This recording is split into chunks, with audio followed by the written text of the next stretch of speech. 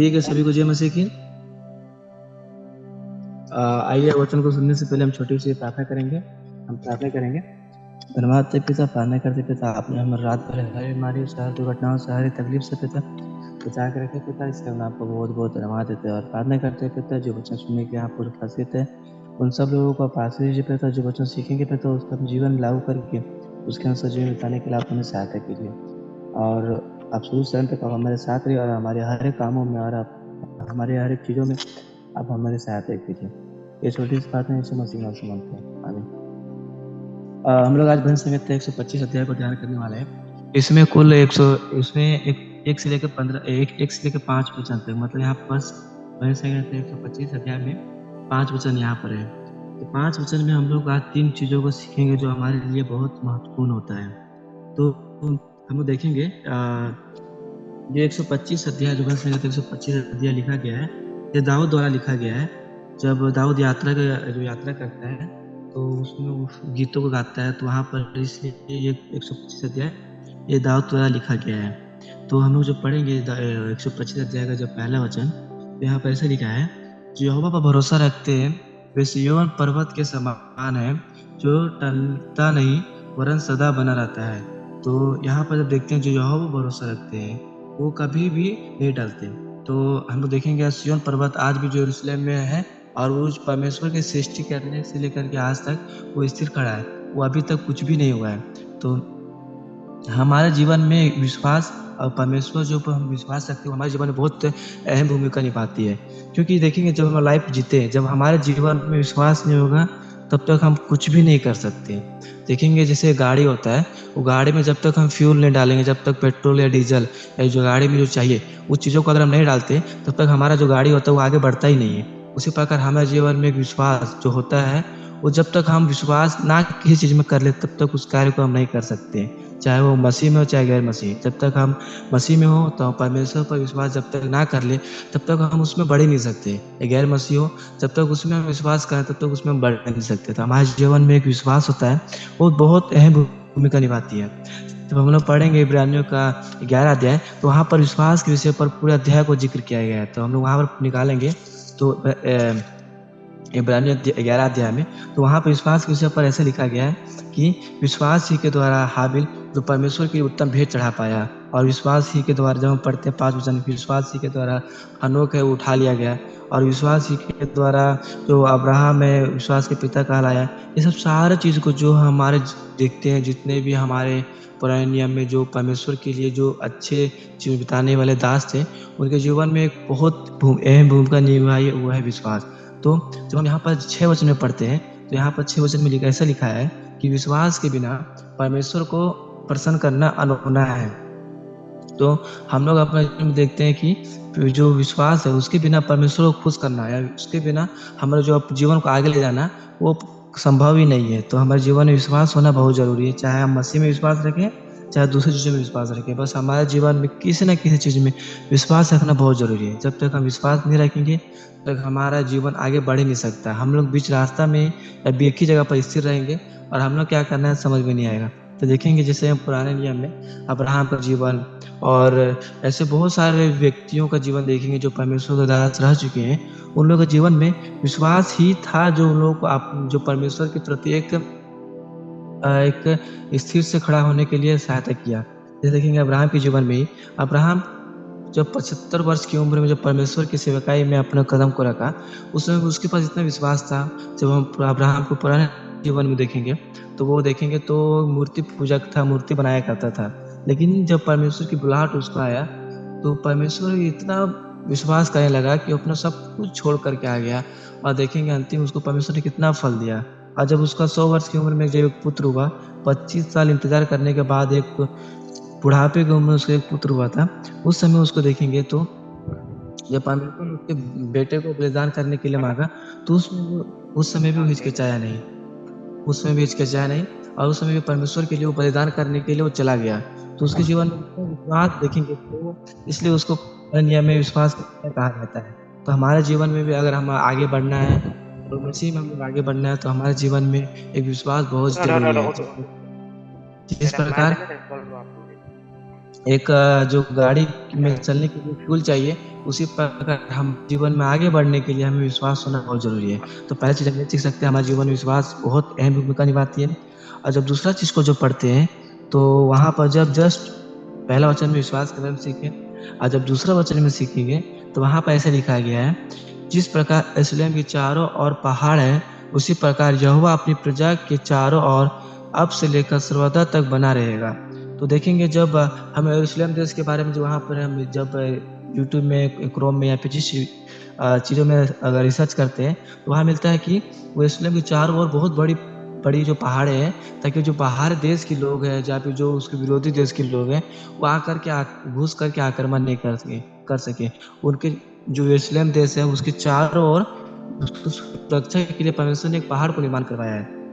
तो हम लोग इससे देख सकते हैं कि जब भी हमारे जीवन में हम लोग यरूशलेम देश जो है, उस हम लोग वहाँ पर अपने आप को रखेंगे, और जो उसके चारों ओर पहाड़ है, वो परमेश्वर को वहाँ पर रखेंगे। अगर हम लोग परमेश्वर की प्रजा है, वहाँ पर जब नीचे जस्ट नीचे पढ़ते हैं, जो परमेश्वर की प्रजा है, उनके चारों ओर परमेश्वर स्थिर रहता है, उनका हर एक चीज़ों से उन्हें बचाता है।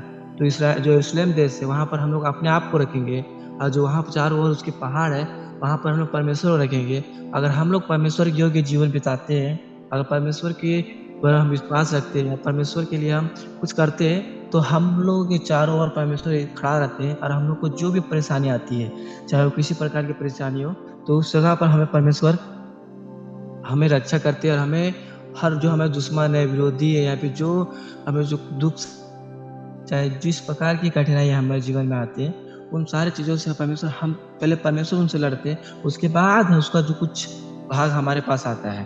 तो अगर हम लोग परमेश्वर के लिए जीवन बिताते हैं, तो ये हमारे लिए होता है, अन्यथा नहीं होता है।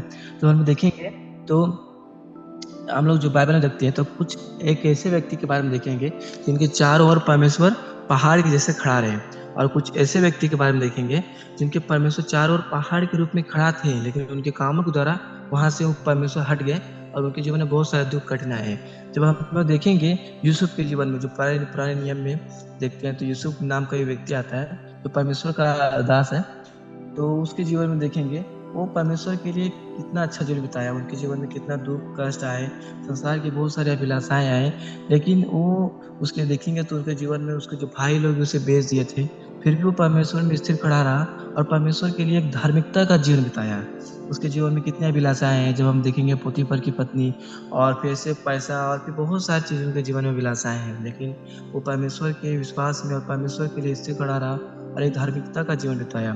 तो परमेश्वर ने उसको हर प्रकार की बुराइयों से बचा करके और एक स्थिर खड़ा किया, और जो यूसुफ के जीवन में जो भी संकट दुख कष्ट आए, तो वहां वहां से उनको बचा करके उनको चारों ओर पर्वत के जैसे परमेश्वर खड़ा रहे, और उनको हर एक चीजों से बचाए। और ऐसे एक व्यक्ति जो देखेंगे, तो वह साउल के बारे में, वो साउल को देखेंगे, वो साउल जब उनका शुरुआत का जीवन तो परमेश्वर के लिए बहुत अच्छा था। परमेश्वर ने उसका हर एक युद्ध में हर एक जो भी चाहिए उनको हर एक चीज को दिलाए, और हर एक युद्ध में उनका साथ रहे और विजय कराए। लेकिन जब वो परमेश्वर के युद्ध जब पाप करने लगा, तो परमेश्वर जो पर्वत की जैसे उनकी रक्षा कर रहे थे, वो पर्वत के जैसे हट करके उनके विरुद्ध में खड़ा हो गए। तो इसे हम लोग देखेंगे अपने जीवन में, कि हम लोग आज परमेश्वर हमारे विरुद्ध में खड़ा है, या फिर हमारे हमारे आगे पर्वत के जैसे खड़ा है। तो हमें वो देखना बहुत जरूरी है, क्योंकि जब हमारे जीवन में अगर परमेश्वर हमारे विरुद्ध में खड़ा हो जाता है, तो हम लोग के जीवन में बहुत जल्दी से नाश हो जाता है। अगर परमेश्वर हमारे साथ, अगर हमारे जैसे आगे पर्वत के जैसे खड़ा हो जाते हैं, तो हम लोग अपने जीवन में हर प्रकार की जो बुराइयां होती है, हर प्रकार के जो भी कष्ट होते हैं, उन लोगों से हम अच्छे से उन चीज़ों से हम अच्छे से लड़ सकते हैं। तो दूसरी चीज़ हम ये सीखते हैं कि परमेश्वर हमारे विरुद्ध खड़ा है, या फिर हमारे आगे पर्वत के जैसे खड़ा है, वो हमें परखना बहुत जरूरी है। और तीसरा वचन जो पढ़ते हैं, तो तीसरा चीजों को जो हम सीखते हैं, तो 3, 4 और 5, जब यहाँ पर हम पढ़ते हैं, तो यहाँ पर हमें यही सीखने को मिलता है। जब हम पढ़ेंगे, तो यहाँ पर मिलता है, जब 3 वचन के थोड़ा सा नीचे पढ़ते हैं, तो यहाँ पर देखेंगे कि यहाँ पे ऐसा लिखा हुआ है, ऐसा ना हो कि धर्मी अपने हाथ कुटिल काम की ओर बढ़ाएं। जब यहाँ पर देखते हैं, तो परमेश्वर वचन बता रहा है कि ऐसा ना हो कि एक धर्मी व्यक्ति अपने हाथों को एक बुरे कामों के लिए बढ़ाए। तो जो वहां पर देखते हैं, दाऊद इस बात को अच्छे से जिक्र करता है कि जब कुटिल व्यक्ति जब अपने कामों को जब हम पढ़ते हैं यहाँ पर 3, 4 और 5 वचन में, तो यहाँ पर अच्छे जिक्र किया गया है, जब एक कुटिल व्यक्ति अपने हाथों को जब एक धर्मी व्यक्ति जब अपने हाथों को एक कुटिल कामों के लिए बढ़ाता है, तो उनका जीवन किस प्रकार होता है, उसको परमेश्वर किस प्रकार दंड देंगे, यहाँ पर अच्छे से जिक्र किया गया है। तो यहाँ पर देखेंगे कि एक हम लोग यहाँ पर बैठे हुए हर एक व्यक्ति एक चाहत में यहाँ पर बैठे हुए ना, क्योंकि अगर सुबह उठ करके आप लोग बैठते हैं या फिर हम बैठते हैं, तो हमारे विषय हम लोग एक चाहत रख कर यहाँ पर बैठते हैं। अगर हम लोग को यहाँ पर दशमांश देते हैं चर्च में जा करके, तो हम लोग को कुछ एक चाहत है तभी वहाँ पर दशमांश देते हैं, या फिर जब हम लोग चर्च जाते हैं तो हमारा कुछ विश्वास है या हमारा जो जीवन अच्छा से होना है, या फिर हम लोग अच्छे जीवन जीना है, या फिर कुछ हमारे एक चाहत होता है, तभी हम चर्च जाते हैं, तभी दशमांश देते हैं, तभी हम सुबह सुबह उठ करके यहाँ पर बैठते हैं। अगर हमारा कुछ नहीं रहेगा या कुछ विश्वास ही नहीं रहेगा, कुछ चाहत ही नहीं रहेगा, तो हम लोग कभी भी सुबह उठ करके यहाँ बैठना पसंद नहीं करेंगे। क्योंकि देखते हैं आज के बहुत सारे लोग 10 बजे सो के उठते हैं, तो हम लोग भी 10 बजे सो के उठ सकते हैं ना, लेकिन हम लोग को चाहत है तभी यहाँ पर हम लोग आए। तो हमारा अगर हम लोग का धार्मिकता धार्मिक व्यक्ति होने का चाहत है, तो हम लोग बहुत देखना है कि हम लोग क्या कर रहे हैं। अगर हम धर्मी होने के लिए या परमेश्वर के राज्य के लिए अगर हम लोग सुबह उठ करके जूम में ज्वाइन होते हैं, या फिर सुबह संडे को चर्च जाते हैं, या फिर दशमांश देते हैं, या लोगों के लिए भलाई का काम करते हैं, तो हमारा चाहत क्या है? अगर हमारा चाहत परमेश्वर को खुश करना है, अगर हमारा चाहत एक धार्मिकता का जीवन बिताना है, अगर हमारा चाहत एक स्वर्ग की राज्य की ओर खोज करना है, तो हम लोग देखना है कि हम लोग कर क्या रहे हैं। अगर हम लोग का चाहत एक परमेश्वर के राज्य की खोज करना है, तो हमारा काम किस प्रकार का है? अगर हमारा काम कुटिलता का है, तो हम परमेश्वर धर्म के राज्य की खोज करना छोड़ देना चाहिए। क्योंकि हम कभी भी 2 नाव में पैर कभी भी नहीं रखना चाहिए, लेकिन हम ऐसा गिरेंगे कि हम कभी भी बच नहीं पाएंगे। क्योंकि अगर हम लोग धार्मिकता की खोज में रहते हैं, तो हमारा पूरी चाहत परमेश्वर की ओर होना चाहिए, हमारा पूरा काम धार्मिकता का होना चाहिए। अगर हमारा काम कुटिलता का है, तो हमें सुबह में प्रार्थना में जुड़ना और दशमांश देना, लोगों के लिए भलाई करना और जगह चर्च जाना, ये सब व्यर्थ होता है। क्योंकि इस हम लोग समय क्यों बर्बाद करें? अगर हम लोग कुटिलता के काम ही करना है, तो चर्च जा करके, दान दे करके, सुबह में प्रार्थना में जुड़ करके समय क्यों बर्बाद करें? पूरा कुटिलता के काम करना चाहिए। लेकिन जब हम यहाँ पर प्रार्थना में जुड़ते हैं, दशमांश देते हैं, चर्च में जुड़ते हैं, या फिर बाइबल पढ़ते हैं, प्रार्थना करते हैं, या जो भी परमेश्वर के लिए हर एक कार्य को करते हैं, तो हमारा जरूर एक चाहत होता है। वो चाहत अगर हम धार्मिकता का है, परमेश्वर को खुश करना है, परमेश्वर के राज्य को प्राप्त करना है, तो हम लोग अपने काम को क्या कुटिलता का काम कर रहे हैं या धार्मिकता का काम कर रहे हैं, उसे परखना बहुत ज़रूरी है। अगर हम कुटिलता का काम कर रहे हैं, तो हमें सुधार जाना बहुत ज़रूरी है। अगर नहीं सुधरेंगे, तो परमेश्वर हमें कभी भी माफ़ नहीं करेंगे। और हमें जिस पर और हम अगर कुटिलता का हम काम करते हैं, तो हमारा दंड उस जो पाप करने वाले व्यक्तियों के समान ही होता है। तो हमें जो प्रार्थना में आना, प्रार्थना में जुड़ना, वचन पढ़ना, प्रीच करना, ये सब फालतू होता है। तो इसलिए हमें परखना बहुत ज़रूरी है कि हम यहाँ पर प्रार्थना में आने के बाद या हमारे मसीह जीवन में आने के बाद हम काम किस प्रकार का कर रहे हैं, या किस प्रकार के कार्य को हम मन लगता है, किस प्रकार के कार्य में अपने हाथों को बढ़ा रहे हैं। ये हमें अपने आप को परखना और अपने आप को सोचना और अपने आप को जीवन में जब ये सब देखना बहुत ज़रूरी होता है, नहीं तो हमारा सभी सब व्यर्थ हो जाता है। तो हम आज 125 अध्याय, इसमें 3 चीज़ों को हम लोग सीख सकते हैं। पहला चीज़ हम ये सीख सकते हैं कि हमारे जीवन में विश्वास होना बहुत ज़रूरी है, क्योंकि विश्वास हमारे जीवन में एक फ्यूल के जैसा होता है। जब तक हमारे जीवन में फ्यूल ना हो, तब तक हम आगे नहीं बढ़ सकते। तो इस प्रकार जब तक हमारे जीवन में विश्वास ना हो, तब तक हम आगे नहीं बढ़ सकते। हमारे जीवन में विश्वास होना बहुत ज़रूरी है, तभी हम परमेश्वर के लिए हर एक काम को और परमेश्वर के लिए हर एक चीज़ों को लिए हम अपने हाथों को और अपने पैरों को आगे बढ़ा सकते हैं। तो हमारे जीवन में विश्वास एक बहुत बड़ी अहम भूमिका निभाती है। और दूसरी चीज़ को हम सीखते हैं कि परमेश्वर हमारे विरुद्ध खड़ा है या फिर परमेश्वर हमारे आगे पर्वत के जैसे खड़ा है। तो हमें देखना बहुत ज़रूरी है कि हम किस प्रकार का जीवन बिता रहे हैं। हमारा जीवन जिस प्रकार का होगा, परमेश्वर का व्यवहार भी हमारे प्रति वैसा ही होता है। अगर हमारा जीवन अच्छा है, यूसुफ के जैसा है, अब्राहम के जैसा है, ऐसे बहुत धार्मिक व्यक्ति के जैसे हैं, तो हमारा जीवन में परमेश्वर हमारे चारों ओर पर्वत के समान खड़ा होते हैं।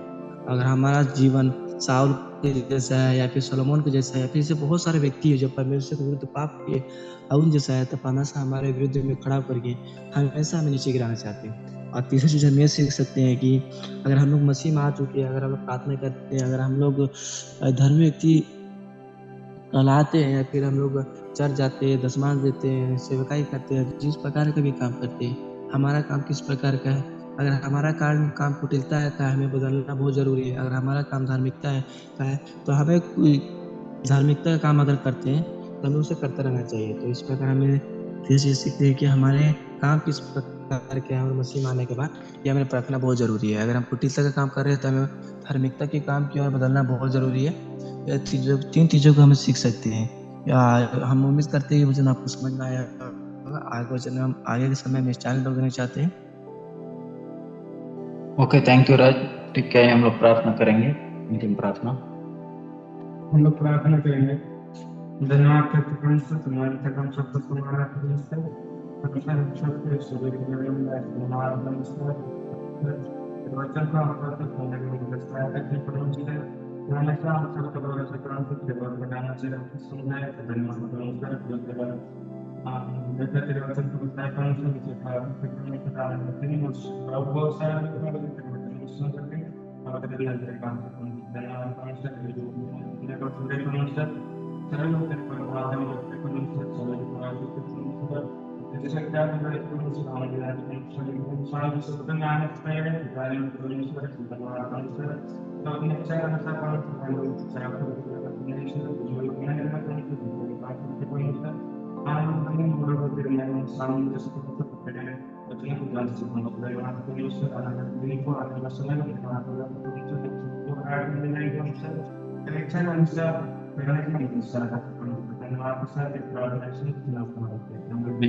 ये मेरे मन में यहोवा को देने का, और जो कुछ मुझ में है वो उसके पवित्र नाम को देने का।